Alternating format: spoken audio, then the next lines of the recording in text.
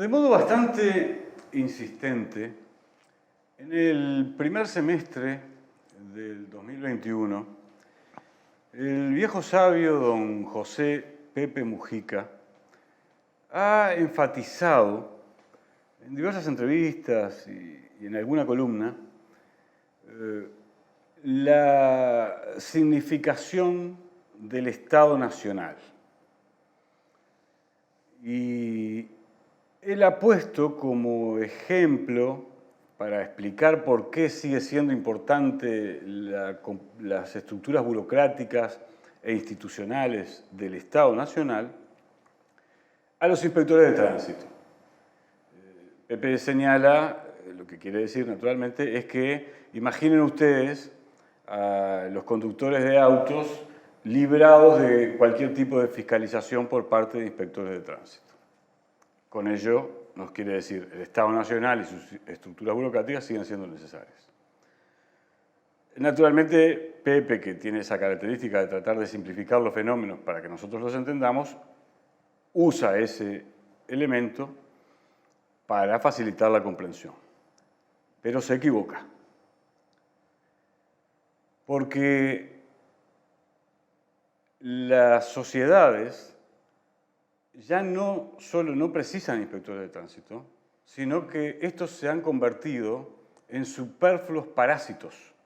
Porque si algún conductor violase la normativa de tránsito, lo que va a ocurrir es que el auto se vaya a donde quiera él irse, el auto o el Estado, alguna institución fiscalizadora del Estado, a pesar de lo que el conductor quisiera hacer. ¿Qué nos trae este asunto? Que yo estoy naturalmente exponiendo como una provocación. Muchos asuntos. El asunto de la libertad, qué rol cumple el Estado en la libertad, y el asunto de la innovación tecnológica. ¿Cuánto la innovación tecnológica produce esa crisis del Estado Nacional? Que también tiene otros componentes, pero yo le asigno una importancia relevante y me gustaría analizarlo con ustedes dos, que participan de la innovación tecnológica de diferentes esferas, el diseño y la nanotecnología, lo importante que la innovación tecnológica es en la crisis del Estado Nacional. Yo creo que es un asunto que tenemos que ponerle mucha cabeza. ¿Se entiende la línea argumental por la cual quiero llevarlos? Avanti. Nada malo. Sí, o sea, lo que tú planteas es, para mucha gente puede parecer una cosa muy lejana, ¿no? Eso me parece que también está bueno puntualizarlo, porque cuando yo te escuchaba decía, no, capaz que no se entiende mucho. Pero es cierto que se están produciendo innovaciones, o se van a producir con la acumulación de las cosas que están viniendo, en un tiempo relativamente corto, creo yo. Puede variar porque toda esta turbulencia de la pandemia puede desacelerar algunas cosas y acelerar otras, pero hasta antes de que empezara la pandemia ya veíamos viendo que sí, que hay cosas que nosotros damos por hechas y que tienen que ver con cómo funcionan nuestras sociedades, que van a sufrir cambios radicales. Un poco lo que vos referías era el tema de los coches autónomos, digo, ¿no? Que siempre cuando hablo, me parece que es muy gráfico pensar en la incidencia que tiene como transformación, no tanto incluso el transporte del auto individual y doméstico, sino el transporte de mercancías. Digo, porque las ciudades, las carreteras, todo eso está construido para poder mover esas mercancías. Y cuando esas mercancías no precisen de conductores humanos detrás, pueden tomar otras formas. Y al tomar otras formas, lo que tú dices, las reglamentaciones que se aplican sobre eso van a pasar por otros lados. Puede ser a través de una entidad que provenga de la comunidad, y yo creo que eso es lo deseable, ¿no? Y no que quede en manos, como está pasando ahora, porque va mucho más rápido las innovaciones que el otro, están quedando mucho más en manos de lo que logran decidir determinadas corporaciones o quién es el que tiene mayor capacidad de decisión en determinado momento. Claro, y el que en general suele ser quien tiene el control sobre la innovación en ese momento, ¿no? Quien generó la innovación suele tener detrás la capacidad de influir. Digo, cosas tan bobas como cuando hablábamos de los autos, estamos todavía con unos problemas bárbaros de los autos eléctricos para ver cómo se cargan. Pero porque no hay un acuerdo de que todos usen una batería estándar, pues si no sería como cambiar la garrafa. Llegamos a la estación de servicio, nos cambian la garrafa, nos cambian la batería y nos vamos en 5 minutos. Ahora todavía tenemos todo un lío que viene de que faltan esos acuerdos, ¿no? Globales. Sí, y también a nivel regional, en cada país también hacen ruido porque a veces los países, como nos pasa a nosotros, tenemos menos escala que muchas de las corporaciones con las que tendríamos que lidiar, ¿no? Claro, claro, claro. Sí. Yo creo que acá se equivocan tanto Mujica como quizá te equivocas vos. A ver. Fue provocador. Y quiero decir esto, que es lo siguiente. Yo, o sea, a la hora de hablar del desarrollo tecnológico de las sociedades y el futuro, ¿no? Que es algo que por suerte podemos hacer. Hace un tiempo atrás se nos había decretado el fin de la historia y eso implicaba que no íbamos a discutir el futuro. Hoy sabemos que eso no es así y podemos hacerlo abiertamente y tenemos el deber ético de hacerlo. Entonces, creo que el enfoque ahí es...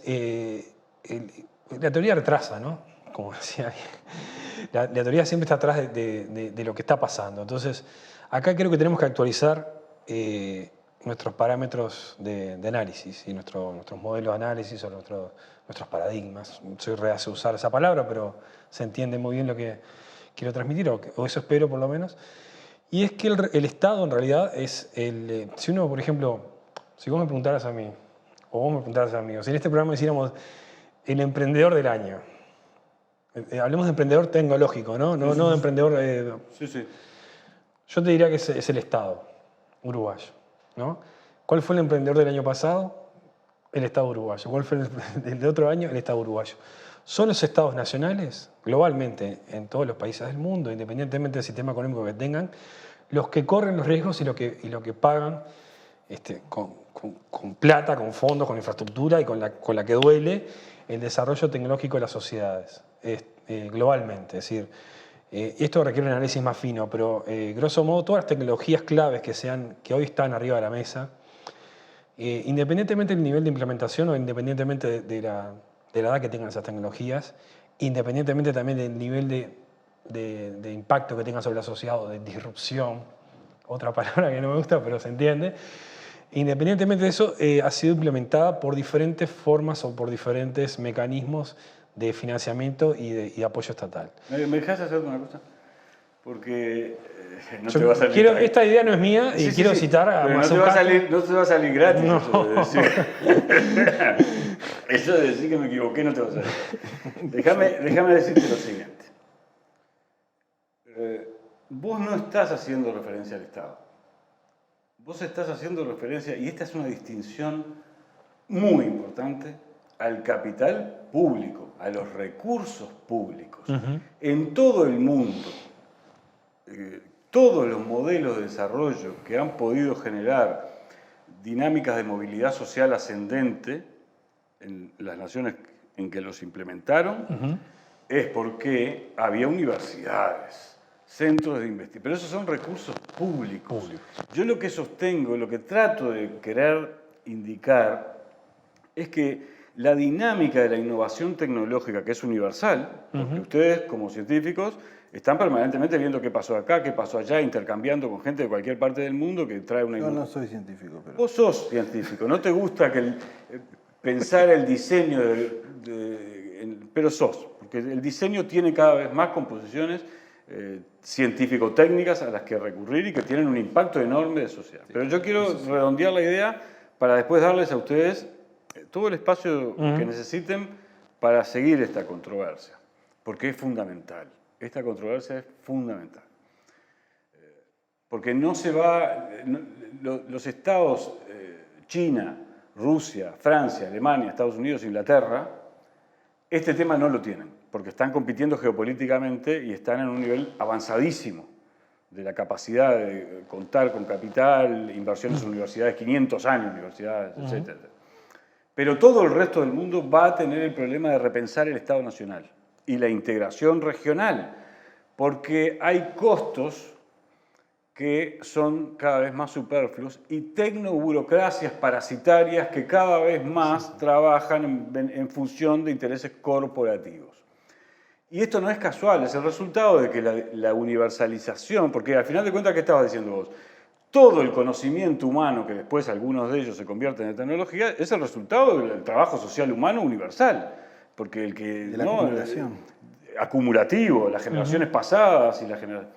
Eso es lo que estaba diciendo vos, entonces me estaba diciendo, pero vos pusiste al Estado, y a mí me importa empezar a concebir a la comunidad política organizada, que va a tener instituciones democráticas, porque en el caso contrario entramos en lógicas totalitarias que hunden a las sociedades en la falta de dinamismo y en la nada, en la falta de libertad, pero me interesa poner en evidencia que la innovación tecnológica, al ser un fenómeno universal que acelera procesos, pone en desafío el Estado nacional clásico jerárquico. Por ejemplo, y lo voy a decir crudamente, así les dejo la palabra.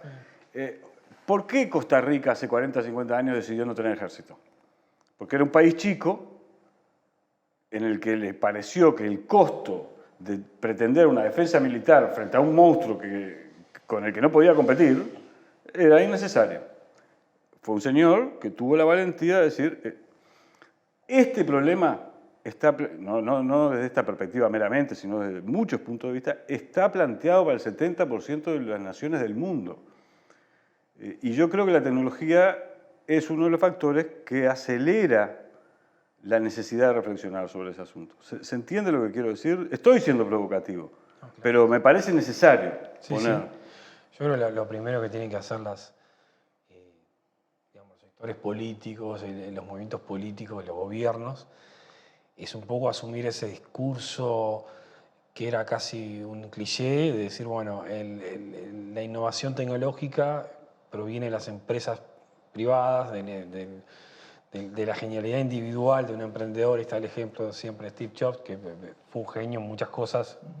Vos sabés quizás mucho mejor que yo, pero digamos, lo que hizo Mariana Mazzucato, que es la economista que está con esta tesis que a mí personalmente me parece extremadamente rica para explicar lo que está pasando y quizás lo que vaya a pasar.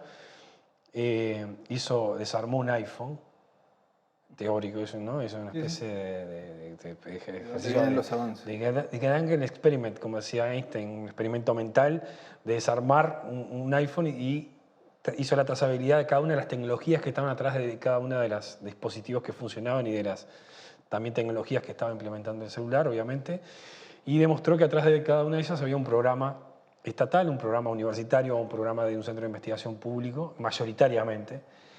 Y eso lo hizo hace relativamente poco, cuando habíamos también dejado en manos de la empresa privada y de la dinámica propia del capitalismo al tema del emprendedurismo y sobre todo de la innovación tecnológica, ¿no? Claro, claro. Habíamos dejado en manos de los loquitos que pensaban y que eran capaces, cuando era un problema sistémico mucho más complejo y que requiere un enfoque desde el punto de vista del desarrollo y totalmente global de la sociedad, no solo pensarlo como un aspecto de genios, que sí son genios, fueron genios en muchas áreas, pero... Algunos innovadores sin duda tuvieron capacidad de pensar la solución a problemas. Pero creo que ese esfuerzo, creo que los sectores políticos tienen que asumir, por ejemplo, que Estados Unidos, que es un país donde siempre se ha propiciado la lógica y la ética individual y del emprendedor y del empresario individual, tiene que asumir que tiene de los estados más grandes del mundo. Siempre ha sido así. Y en todos los sectores que hay. Y que esa es la clave, o ha sido una de las claves de por lo menos hasta ahora su liderazgo, por lo menos tecnológico, global durante el siglo XX. Durante muchos años. Entonces, empezar a sincerar el discurso, empezar a utilizar, a sacarle lo arbitrario, lo que es... La ideología. Lo que es el folclore ese de la innovación tecnológica, que hay una parte que es un cuento, digamos, yo creo que es un cuento. Y asumir, por ejemplo, los países pequeños como el nuestro, que también es bueno verlo desde nosotros, que el Estado no es parte del problema en todo esto. Está lejos de serlo. Y lo que ha pasado en este último año es un muy buen ejemplo Es decir, si pudimos en algunos casos dar soluciones al problema de la pandemia, por ejemplo, eso fue porque teníamos inversión de largo tiempo Programas atrás. públicos fuertes. No solo en fondos, sino en gente, en trayectorias de gente, porque eso es la clave, en la capacidad, en el capital humano, vamos a decir así, pero realmente en la gente que trabaja. Entonces, y esa inversión es de mucho tiempo atrás. Entonces, eso es una buena demostración de que también, de que eso también se aplica en nuestro país, de que hay que pensarlo de esa forma, de que los sectores que toman decisiones tienen que pensarlo seriamente, eso, dejarse de comprar ese discurso que puede ser muy interesante para motivar gente para ser autoempleados o lo que sea, pero no sirve para explicar lo que pasa con una sociedad. Álvaro. No, yo me quedo con eso que vos decís, que creo que sí, que se ven, en algunos aspectos, se ve que la construcción de eso, que vos siempre hablas de eso, del tema del Estado, del Estado-Nación, en términos de su relación incluso con las fronteras geográficas y todo eso, se verifica cada día más como artificial en muchos aspectos. Ese es el punto, creo, al cual vos querés ir. Y me parece que sí es cierto. El tema es que es un tema de intereses.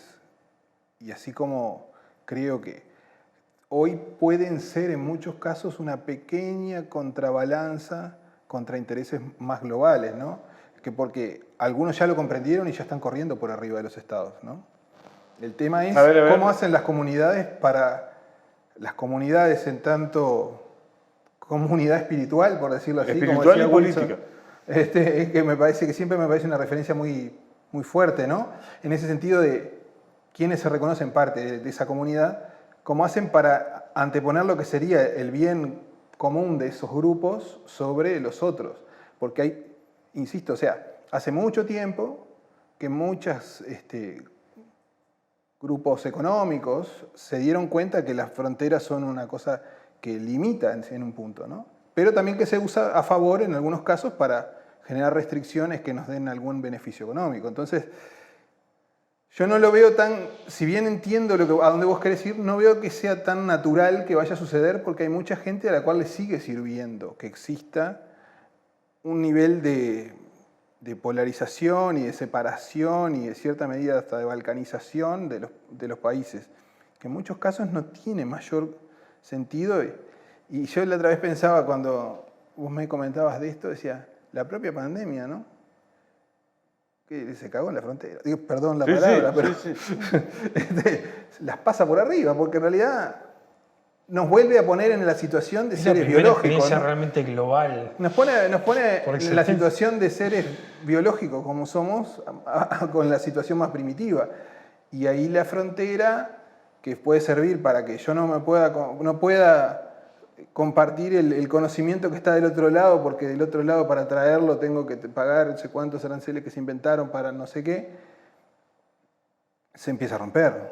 Y también te muestra cómo, para mí, lo paródico que tiene en un punto toda la estructura, que tenemos un problema que debería trascender lo económico, y estamos dependiendo de dónde se asignan los dineros y quiénes son capaces de tener más dinero para captar los recursos para poder solucionarlo, ¿no?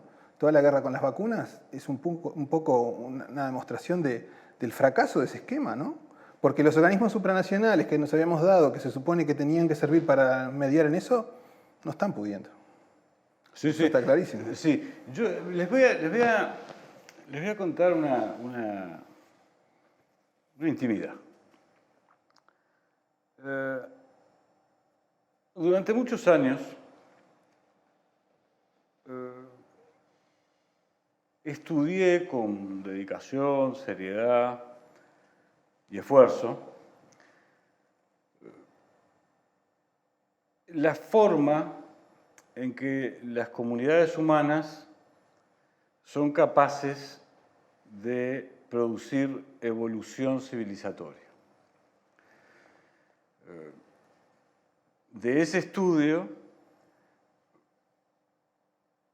se puede extraer que las comunidades humanas se organizaron en estados nacionales, o en estados en primer lugar, en ciudades-estado, para defender intereses comunes y evitar que los conflictos de intereses al interior de esas sociedades la llevaran a su propia autodestrucción. Esta es una función social histórica que es la que le da legitimidad a la existencia del Estado Nacional.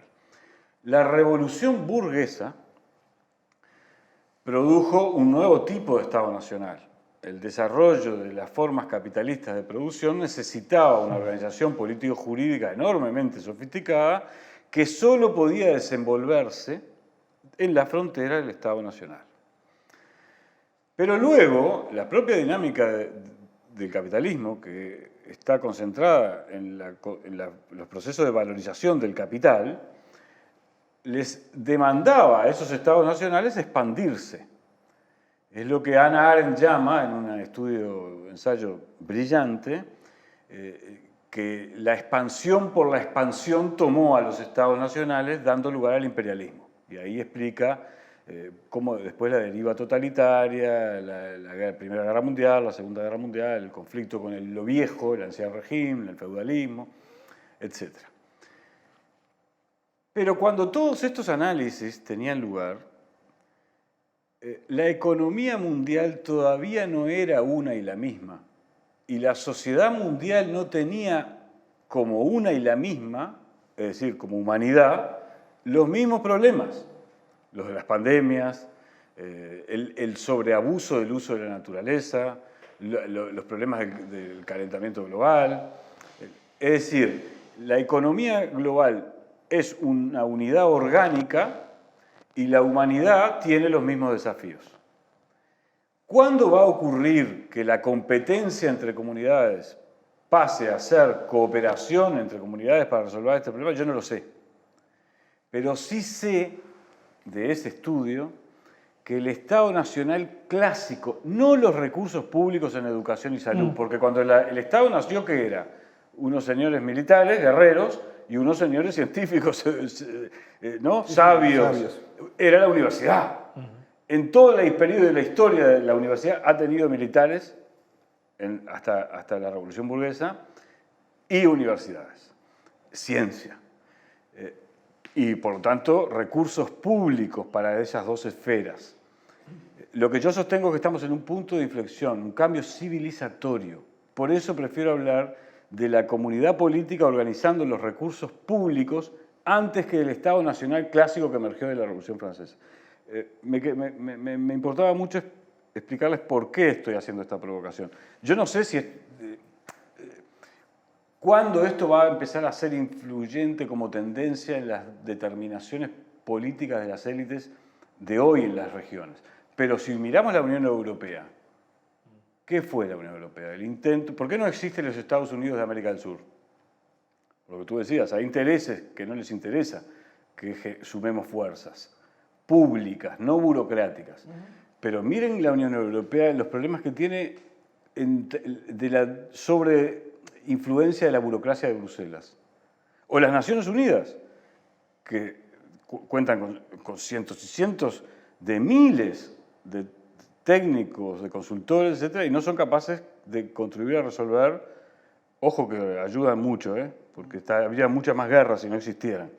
Pero le está resultando difícil pasar al plano de la articulación de intereses comunes de la humanidad. Y eso era lo que yo quería invitarlos a ustedes. Porque ustedes, en cuanto están vinculados al mundo de la tecnología, están en el mundo, o al mundo del diseño, ¿no? Y ustedes, sin embargo, parece que prefieren el mundo de los afectos del terruño. O la selección uruguaya. No, estoy provocándolos. Ahí creo que hay un fenómeno que todavía no lo sabemos. No sé, capaz que sí. Hay un fenómeno que también hay que analizar y que creo que también digamos, puede trascender lo que podamos decir en este momento acá y ahora, que es el fenómeno de la progresiva pérdida o sustitución de puestos de trabajo por la máquina o por automatización. Y hay algunos economistas que dicen que efectivamente, más o menos un poco lo que vos decís, en términos económicos, hay economistas que teorizan de que la empresa en general o la dirección de las entes públicos en general es hoy en día una cosa que justifica todo un escalafón de sueldos absolutamente innecesarios, con una cúspide muy bien paga, digamos, o muy bien situada desde el punto de vista financiero, pero después el resto de los trabajos que son hechos para justificar esa burocracia o esos mecanismos que por inercia todavía tenemos y que en algunos casos, mayoritariamente, aquellos trabajos que sean administrativos, que sean de contabilidad, que sean de la inteligencia artificial pueda sustituir. Pueda sustituir, y eso es lo que se estima que podría pasar de acá a su tiempo, esos trabajos que se han comentado mucho acá, inclusive en el programa, y que 2x3 hacen opinar. Bueno, Uruguay está entre los países que va a perder un 50% de... Creo que ese es el margen que está, y está de los países de América Latina que está, junto con Argentina, más alto. O sea que todavía vamos a experimentar una revolución mayor tecnológica, según esa tendencia, ¿no? Entonces ahí creo que con lo que vos decís, más que un tema político, tenemos que esperar también cómo efectivamente la tecnología, como siempre lo ha hecho, irrumpe en la dinámica de las sociedades y del poder, digamos, porque es así.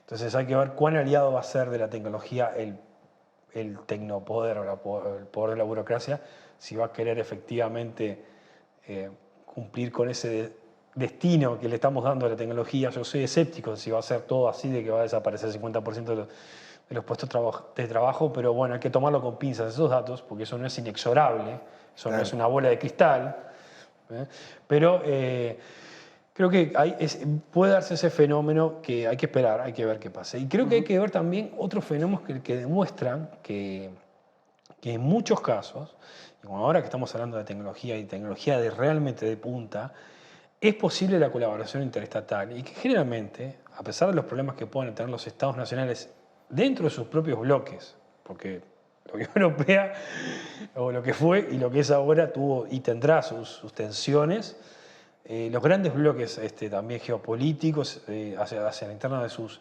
diferentes esferas de influencia, más allá de eso, demuestra que algunos proyectos tecnológicos de altísimo, los más importantes del mundo, funcionan a pesar de los avatares políticos. Y eso es un dato interesante, porque vos podés pensar, yo qué sé, la Estación Espacial Estás hablando de la computadora cuántica, por ejemplo, ¿no? Estoy hablando de los grandes proyectos de investigación, por ejemplo. Los espaciales. Los espaciales, pero eso es un delirio, la gente no tiende a verlo como algo terrestre, pero el problema más importante de energía, que probablemente sea, si funciona, va a ser la quimera de la humanidad, que tiene que ver con lograr la fusión fría, o sea, ya se logró la fusión fría, pero lograr aprovechar el enorme potencial energético que tiene la fusión de átomos, en vez de romperlos, unirlos para hacer átomos un poco más pesados, y en ese proceso ganar muchísima más energía que la ganamos ahora con la energía nuclear. Ese proceso que es extremadamente difícil, que hace muchos años que está en el futuro y que hace muchos años que lo venimos corriendo. El año pasado tuvo un batacazo importante, que es un proyecto que se llama ITER, que es un programa interestatal, intereuropeo, y que data, digamos, del fin de la Guerra Fría.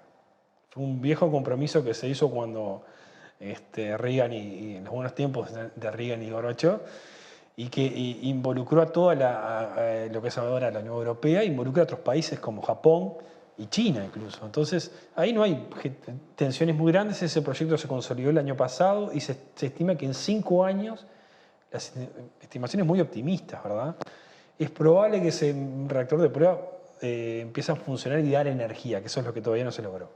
Entonces, ahí tenés un buen ejemplo de cómo se puede, a través de un nuevo sujeto social, que creo que va a emerger, que es la capacidad de poder de poder dominar el conocimiento, de poder aplicarlo.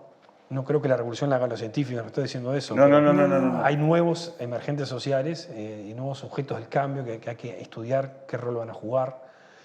No estoy de acuerdo con las revoluciones tecnocráticas, ni mucho menos, creo claro eso. Creo en las leyes propias de la historia, ni que hablar, pero más allá de eso, es un buen ejemplo de que es posible en temas estratégicos, porque la energía lo es. O sea, nos olvidamos de que la energía es el tema más importante, y que si mañana podemos hacer energía a partir del agua, porque es eso el ITER. Claro. ¿Tá? Simplemente del agua, ¿no? Del hidrógeno básicamente que tiene el agua. Si podemos hacer toda la cantidad de energía que necesitamos para mover la humanidad de eso, vamos a estar ante yo creo que un proceso de cambio tecnológico sustancial, de vamos a poder empezar a ver un mundo sin emisiones de dióxido de carbono, por ejemplo, y con una disponibilidad energética mucho mayor. Y eso yo creo que va a ser un cambio civilizatorio realmente importante. Sí. Y hay un ejemplo, es un ejemplo de cómo se puede dar una forma de colaboración internacional que desde más de 30 años se mantuvo. ¿no? Pasó por todos los avatares políticos que pasaron cada uno de los países que lo integró, algunos más que otros, ni que hablar. Pero hoy día está consolidado y creo que es una de las grandes apuestas silenciosas, porque hoy día hemos aprendido también a ponerle un poco de sordinas a las grandes previsiones tecnológicas, ¿no? Y a las grandes previsiones del futuro, porque o sea, hay que hablar del futuro pero sin llenar de humo Sí, por supuesto. el por supuesto. estudio, ¿no? Ni Entonces, apocalíptico, ni... ni apocalíptico, ni excesiva, ni naivmente confiando en la tecnología, digamos. Sí, Y sí, no, sí. no es ni las dos cosas, es una síntesis Claro, mayor que claro. abarca la sociedad. Claro, claro. Y los que piensan en el futuro no piensan en las sociedades. Piensan en términos tecnológicos y la Sí, acumulación piensan en términos de económicos, tecnológicos, cosas culturales. fabulosas tecnológicas son fascinantes, pero no pensamos en cómo va a ser la sociedad futura. Entonces, Bueno, Álvaro, yo te quería llevar ahí porque el diseño está pensado para la satisfacción del hombre, para la satisfacción además de la utilitaria, la estética. Y los cuidados son un componente esencial, es decir, la inquietud por el otro, la generación de condiciones para que la afectividad entre los individuos se desenvuelva, se desarrolle. Y cuando yo ponía provocativa y simpáticamente al principio de esta conversación el tema de los inspectores de tránsito, decía que había algunos riesgos frente a la libertad, porque si le otorgamos al Estado el poder de decidir quién conduce el auto, si el conductor o una tecnología puesta en el auto por si ese conductor viola una norma, también estaba hablando de la libertad, pero yo podría llevarlo a lo de la salud. ¿Van a ser los robots, como dice un intelectual sueco muy inteligente, los que cuiden a los ancianos? ¿O los ancianos van a necesitar ser cuidados por otro humano? Entonces, estas son decisiones éticas. La tecnología desafía decisiones éticas Claro, en yo todas las creo esferas. que un poco lo que puntualizaban recién, creo que la clave de esto es entender, por lo menos yo como me lo planteo, ¿no? Es mirar qué cosas están pasando o pueden suceder, porque en realidad algunas no terminarán de cuajar, Sí. porque aparte hay otra cosa que es que al decirlo, ¿no? Al decir lo que entendemos que puede llegar a suceder, todos tomamos una posición y empezamos a actuar. Entonces eso se va a correr. Todos los seres que estamos en la vuelta. Entonces cuando dicen, con lo que vos decías, se va a terminar, ¿cuánto de esa previsión de que se va a terminar el trabajo para cantidad de gente puede llegar a ser real o no? Depende de lo que juegue también, no es solamente la tecnología. Es cierto sí que hay una relación entre la tecnología y los intereses económicos que tiende a forzar hacia determinados lados. Pero también están las fuerzas de la sociedad, las otras que estábamos hablando, que le van a poner acelerador o freno a distintas cosas. Sí, o que van a pugnar por un uso humanista o democratizador antes que un uso es un meramente poco lo que hablábamos cuando comercial. hablábamos del tema ese del trabajo. El problema no es que desaparezcan los puestos de trabajo. El problema es el contrato social que hacemos para sostener un sentido en la vida, porque le hemos puesto al trabajo el centro del sentido de la vida. Y esta visión del trabajo no tendría por qué ser la única. O sea, yo lo que preciso para desarrollar una vida, porque abstrayéndonos de la situación a la cual estamos inmersos y que estamos sumamente acostumbrados y la tenemos como natural, es tener condiciones para poderla desarrollar material y espiritualmente. Claro. Que eso Y dependa punto. de un salario y que yo tenga que cumplir 8 horas, es un invento. Sí, sí, fue una necesidad de la organización del trabajo social En un determinado en un momento. determinado periodo histórico. El problema es que lo que entra en crisis es eso, y lo que hay que llegar a un acuerdo, y es lo que puede generar el mayor debate, más allá de la tecnología, y creo que es lo que lo hace más rico, porque puede llegar a niveles extremos de conflicto, ¿no? Sí. Es resolver si somos capaces de darnos un pacto que le mejore la calidad de vida a la mayoría de la gente, y no a quienes puedan acceder a esas tecnologías y puedan captar la renta que generan esas tecnologías. Creo que eso pasa con todo lo que hemos estado hablando, ¿no? Absolutamente. A tal punto, porque ya nos quedamos sin tiempo, que lo que vos señalás, esto no les va a gustar que lo diga, sobre todo cuando no sé si les puedo dar la palabra, porque me quedé con segundos, pero lo que vos planteás pone en evidencia la importancia de la comunidad política, haciendo y tomando decisiones políticas. Totalmente de acuerdo. No al Estado, que va a tener un rol, porque la disputa geopolítica de los próximos 20, 30 años está siendo y va a ser salvaje. Pero cuando uno diseña el futuro, tiene que ver las tendencias. Y en mi humilde opinión, las tendencias nos orientan en la dirección de un cambio radical de la forma Estado nacional jerárquico clásico que emergió de la Revolución Burguesa. ¿Qué es lo que va a pasar? Es lo que tratamos de provocar a nuestros telespectadores a que tomen en consideración y piensen como un asunto importantísimo.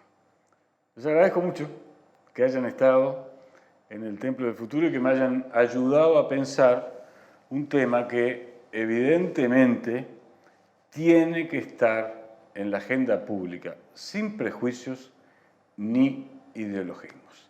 Enseguida volvemos, amigos.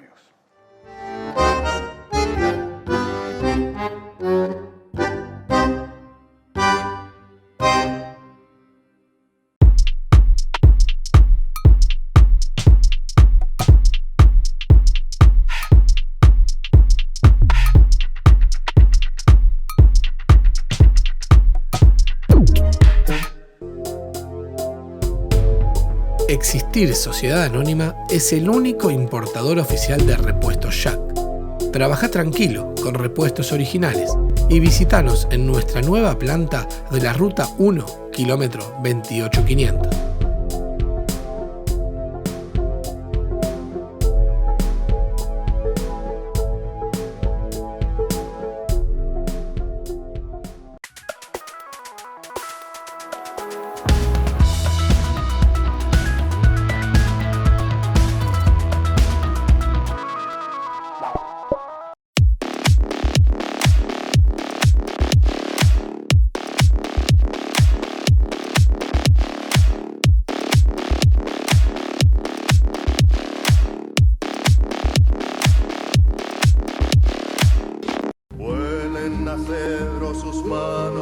Carpintería en maderas Herc, placares de cocina y dormitorios, muebles de diseño y restauración, trabajos garantidos, responsabilidad y puntualidad. Comuníquese al 095-465-880. Carpintero, lindo oficio. Carpintería Herc. Carpintero, lindo oficio, ¿quién no lo quiere aprender?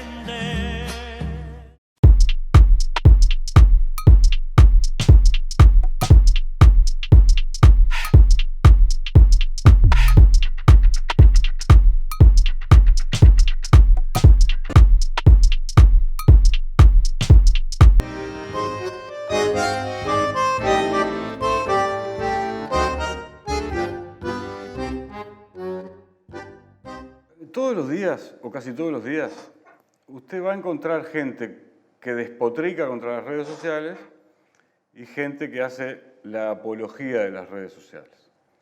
Es un mal de nuestra época. A todo lo observamos de un modo polarizado. Quizá estamos entrando en un momento de la civilización en que aquello del bien y el mal se ha tornado una caricatura. Y este es un asunto filosófico bien complejo al que no nos vamos a dedicar ahora. Ahora nos vamos a dedicar a mirar ese mundo con un poco más de seriedad. Porque hemos naturalizado que hay otro mundo, el mundo virtual. Porque hay otro mundo. Durante miles y miles y miles de años, la especie humana se desenvolvió en el mundo físico y luego en el mundo del lenguaje. En el mundo físico y en el mundo del lenguaje. ahora además se desenvuelve en el mundo virtual. De modo que parece muy importante tratar de hurgar en cuáles son las tendencias principales que podemos hoy percibir como los conflictos que van a tener lugar en ese mundo virtual, más allá de que algunos de ellos, me imagino, Raúl Speroni, son nada más que proyección de los conflictos del muy terrestre mundo.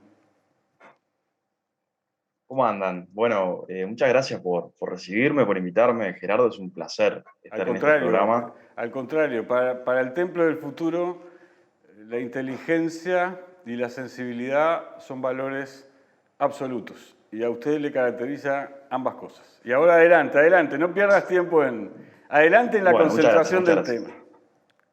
A ver, un poco para entrar en tema, vos lo decías muy bien, están los dos mundos, el mundo virtual y nuestro mundo habitual. El problema, yo creo, y creo que está patente estos últimos 2 años, el límite entre ambos mundos es cada vez más borroso. De hecho, estamos todo el tiempo ahora a través de pantallas haciendo lo que hacíamos antes. Entonces yo creo que este es un tema relevante. De alguna manera, muy rápido quiero decir que al principio, cuando surge Internet y todas estas redes de comunicación, había una visión como utópica, donde algunos veían como una esfera pública virtual fundándose, donde pudiéramos profundizar la democracia, donde una esfera política transnacional. De alguna manera esa utopía se derribó muchas veces, o digamos, nunca llegó a despegar. ¿Por qué? Y bueno, porque tenemos, como vos decías, una creciente polarización en redes sociales, ese ellos contra nosotros permanente que todo lo atraviesa y lo pone como crispante, la violencia y los discursos de odio todo el tiempo. Es un tema muy complicado. Es muy complicado, pero no lo pases por alto, Raúl, porque parte de la explicación por la cual un instrumento que puede efectivamente contribuir a que la deliberación democrática se torne un acento universal, incluso si tomamos en cuenta la calidad de las aplicaciones que traducen de un lenguaje a otro en el presente, es el resultado de que parecería, y más que parecería si tomamos dos ejemplos, Cambridge Analytica y Durán Barba, que hay actores que deliberadamente están usando esta potencialidad deliberativa para provocar la lógica amigo-enemigo del teórico del nazismo Carl Schmitt, es decir, para estimular la lógica amigo-enemigo. ¿Qué pasa cuando se estimula esa lógica? Naturalmente, la gente no reflexiona, reacciona, exacto. Y mucho más cuando tenemos que tener presente, y a mí me importa que vos desarrolles más las tendencias tecnológicas, pero tenemos que tener presente que en el 80% del mundo se están viviendo procesos de movilidad social descendente. Entonces ya la gente está angustiada y todavía le agregamos en el año 2020, 2021 la pandemia, bueno, es un lío, ¿no? Pero además es un lío que viene en nuestra presencia en redes sociales, viene también a gran costo personal, más allá de estos fenómenos políticos sociales grandes. Hay una vigilancia profunda e implacable de nuestros datos personales de forma permanente. Hay una inversión de tiempo vital brutal. O sea, la cantidad de tiempo que pasamos en las diferentes plataformas es increíble. Y finalmente hay un consumo, un consumo de publicidad, hay una creación de productos donde la lógica capitalista se mete, digamos, donde nos termina convirtiendo a nosotros mismos en productos a través de nuestros datos y nuestra actividad. Ahora, sin embargo... Hasta de nuestra imagen, ¿no? Por eso es tan relevante. La imagen, los sonidos, los datos de cuántas veces en este Zoom vos estás hablando, hablo yo, cuánto sonido hay, en fin. No podemos saber, no podemos dimensionar la cantidad de datos que generamos nosotros los seres humanos todo el tiempo y que se están comercializando, se están utilizando para la ganancia.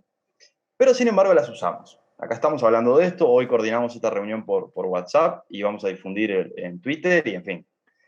¿Por qué? Y bueno, porque también hay un lado positivo de todo esto. Vos decías que hay gente que hace apología y sí, nos trajo Internet y las redes sociales un montón de acceso a la información, conexión con la academia, con los familiares, con los amigos, entretenimiento, humor y acceso al conocimiento. Entonces, de alguna manera, están estas dos caras, ¿no? Y hay una cita de un autor que se llama Hannan, que a mí me gusta mucho, que dice, en las redes sociales, la popularidad compite con la lógica y la evidencia como árbitro para la verdad. A ver, parece que esas- repetila, por favor. En las redes sociales, la popularidad compite con la lógica y la evidencia como árbitro para la verdad. Ajá. Y creo que eso lo vemos todo el tiempo. Un tweet, una afirmación que se vuelve viral, que tiene mucho apoyo con retweets, un posteo de Facebook que tiene muchos me gustas, se lleva puesto cualquier discusión racional o cualquier afirmación racional y nos lleva a todos a esa lógica de la pelea, de esa polarización. Entonces, de alguna manera, lo que yo quería traer hoy acá es que esto sucede porque hay un diseño que lo permite y lo fomenta. O sea, lo que quiero decir es, las redes sociales no son todas así porque es un dato de la realidad. Son porque fueron construidas de esta manera. Porque todo el tiempo hay alguien mejorando el producto para que dé más ganancia. Entonces, toda la tecnología disponible es producto de decisiones técnicas, políticas, pero sobre todo comerciales. Todos estos productos que estamos nombrando son producto de decisiones comerciales, porque es lo que lo hacen viable, porque es la lógica de mercado en la que estamos. Cada característica, el botón de me gusta, el botón de retuitear, todas las piezas de una página web o de una aplicación que usamos fueron propuestas, fueron evaluadas y después alguien dijo, esto funciona, hagamos más de esto. Y había capaz otra funcionalidad que teníamos antes que dijeron, no, esto no funciona, sacalo. ¿Y cuál es el criterio ahí? ¿El criterio es que nos llevemos bien? ¿El criterio es que lleguemos a una discusión racional sobre los grandes temas? No. El criterio es lo que mueve a estas empresas, que no está ni bien ni mal, pero es una lógica comercial. Y de alguna manera, hay un montón de estudios y hay un montón de literatura disponible que dicen que estos dispositivos, estos botones, estas etiquetas, estos nombres, estas cosas, influyen sobre cómo discutimos, sobre cómo nos hablamos, sobre cómo funciona el lenguaje. Hay papers que dicen que, bueno, no es lo mismo discutir desde el anonimato que desde el no anonimato. Por un lado, cuando estás discutiendo como un anónimo, da lugar a que vos no te hagas responsable de lo que decís. Por otro lado... Incluso no es lo mismo discutir cara a cara, mirada a mirada, Ni que hablar. por una intermediación física que te asegura que no te van a romper la cara de un piñazo, para decirlo simpáticamente. Pero al mismo tiempo, cuando yo te veo, pongo todos los sesgos arriba de la mesa. Sesgos de género, de raza. Entonces, siempre hay de esto. Y me parece que hay una analogía muy buena. O sea, yo lo que estoy argumentando acá, y no soy yo, obviamente, son cosas que he leído y que me interesan, es que el diseño de las redes sociales, es decir, el diseño de la tecnología, tiene un impacto directo sobre lo que allí sucede. Y una buena analogía es el diseño de las cámaras parlamentarias. No es el diseño arquitectónico, ¿no? No es lo mismo la disposición de la Cámara de Inglaterra, donde están enfrentados los dos bandos históricos, y cerca, que un hemiciclo. Y ahí, no sé si tendrán razón o no, pero hay gente que estudió que la disposición física de las personas cuando se hablan influye en el resultado de la discusión. Bueno, un botón de me gusta, un botón de retuitear, también influye. Y déjame decirte una cosa, simplemente porque no me quiero olvidar de que quería introducirlo más o menos justo en este punto en el que vos estás. Yo no sé si habrás observado que particularmente en Facebook está ocurriendo que como cada vez más el lenguaje audiovisual es más importante que el lenguaje escrito, se le da en Facebook cada vez más lugar al lenguaje audiovisual. Entonces ya para escribir una nota, por ejemplo, ni siquiera sé dónde está ahora. Era muy fácil de acceder al lugar desde el cual escribir una nota y te presentaban un formato que era maravilloso, porque era fácil de escribir una nota, poner una foto, diseñarla, subrayar algo. Ahora no sé, el otro día lo busqué y no lo encontré. Y lo que sí ves es Facebook Watch. Y en Facebook Watch, que ellos lo están tratando de promocionar para competir con YouTube, y está bien, por lo menos hay alguna zona de competencia, pero te llegan videos muy orientados ideológicamente hacia la estupidización radical del individuo. Videos en los que viene un señor y va a conquistar a una muchachita y entonces como parece, y la muchachita obviamente es una humilde, casi como la cosa aquella de la doméstica, ¿no? Es una cosa de una grosería cultural insoportable, pero que se le da cada vez más lugar. promocionado por la... ¿Por qué ocurre eso? ¿Qué es lo que está pasando? ¿Quién interviene detrás de esa lógica que busca, evidentemente, la estupidización? Yo, sinceramente, capaz que yo no me animaría a meterme a especular sobre eso. Lo que sí está bueno con todas estas plataformas es que un ejercicio que se puede hacer es meterse cómo pongo publicidad en Facebook, cómo pongo publicidad en Twitter, y ahí te aparecen toda la batería de opciones que tiene la plataforma publicitaria. Y en el fondo, estas dos redes sociales que estamos nombrando son grandes plataformas de publicidad. Entonces, todo lo que sucede está orientado a venderme. Y quizá la estupidización sea tenga buena recompensa en las ventas y por lo tanto eso camina. Claro, Pero de como alguna los manera, conflictos, el tipo de los conflictos atávicos, ¿no? Tribales. Sí, claro, puede ser por ese lado, sí, efectivamente. y bueno, y lo que decís de cada vez estamos más enganchados, cada vez tiene que ser todo más rápido. Los propios manuales de marketing de Facebook te dicen no hagas videos más de 10 segundos porque no lo va a ver la gente.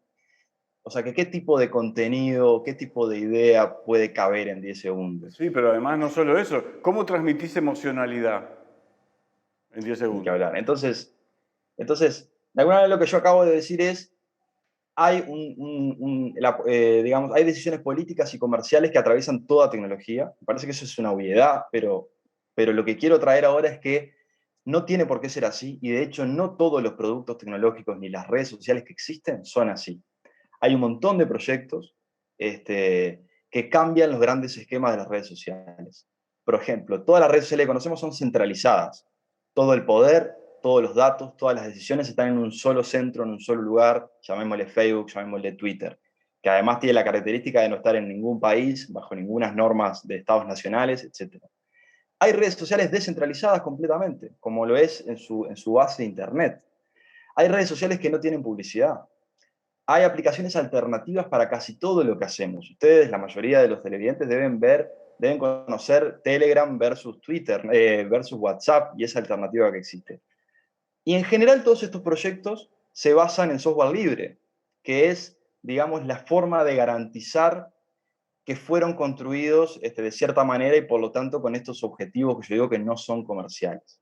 Entonces les podríamos llamar a estas redes sociales alternativas o plataformas alternativas. Ahora, la realidad es que no las usamos. Ni yo las uso, o capaz que estoy en alguna, pero no las usamos masivamente, no las usamos como sociedad.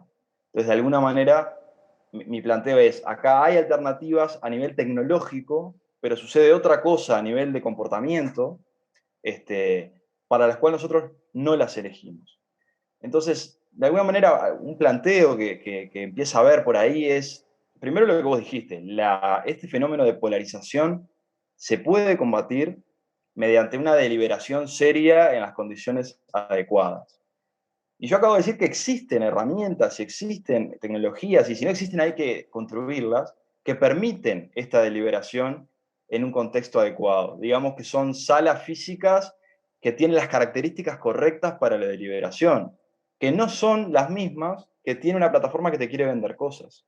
Porque la otra característica de las redes sociales comerciales, ¿cuáles son? Que son generalistas, que son generales, que la misma plataforma sirve para hablar con la familia, para reírse de un meme, para mirar una película y para discutir los grandes temas del país. ¿Eso tiene que ser así? ¿Necesitamos que todo sea lo mismo, que todo esté en el mismo lugar, con el mismo funcionamiento? ¿No podría haber un esquema donde haya plataformas y redes que sean microcomunidades, donde haya una descentralización de la gestión de datos, por ejemplo? Yo confío, bueno, hay ciertas organizaciones en las cuales les tenemos respeto, la Universidad de la República, el PIT-CNT, los partidos políticos.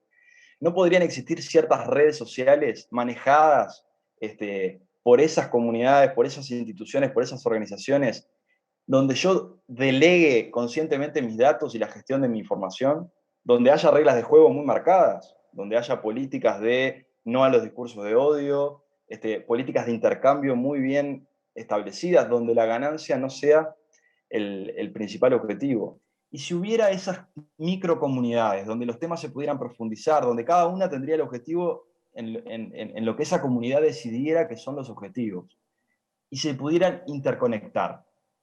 O sea, si la Universidad de la República tuviera una plataforma donde podamos discutir de innovación, de ciencia, de para dónde va el país, los que tenemos una relación con la Universidad de la República, y la Universidad de La Plata tuviera algo similar, y si se pudieran hablar entre sí, ¿no sería algo virtuoso donde no le estamos delegando nuestros datos a un ente que no sabemos qué es, sino que estamos conscientemente poniendo nuestra información y nuestra actividad en un centro chico, cercano, confiable, pero a su vez sin perder la conexión global?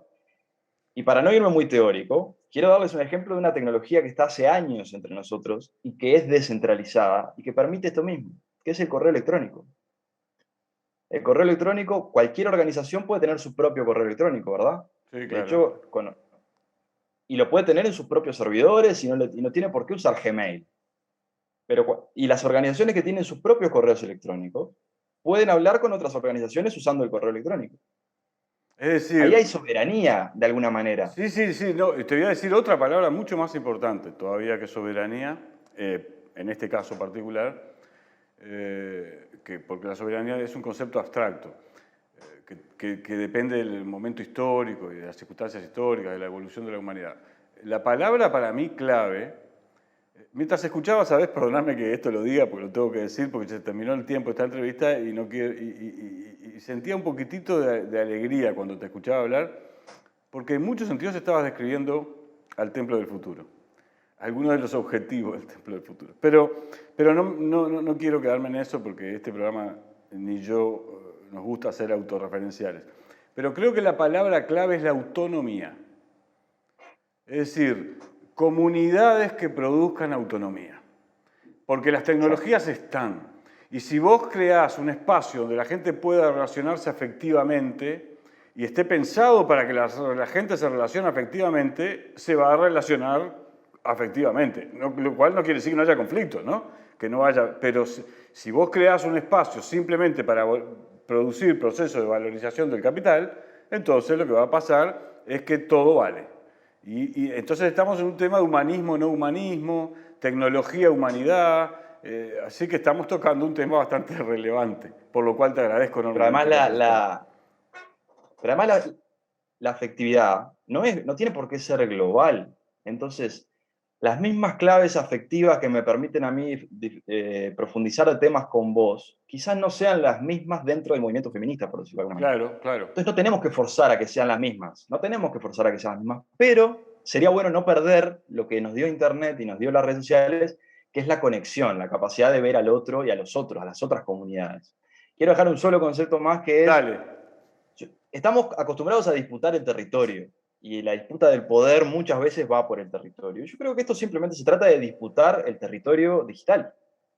Y disputarlo con todas las armas que tenemos. Y si no son suficientes las tecnologías que hay que construirlas. Absolutamente. Porque no hay nada mágico acá. No, pero No por hay nada supuesto, pero además la complicado. ciencia y la cibernética es cuestión de los individuos. Y los individuos dispersos, lo que pasa es que hay que juntarlos en red a pensar productos que den respuesta a estos problemas, que yo por ahora simplemente quería que los enunciaras, porque obviamente tratarlos más en profundidad ya Claro. es para talleres, para otros espacios que iremos creando. Sí. Raúl Speroni, te agradezco enormemente que hayas estado en el Templo del Futuro. Muchas gracias por la conversación. Hasta Y a luego. ustedes, amigos, nos estamos reencontrando el jueves que viene.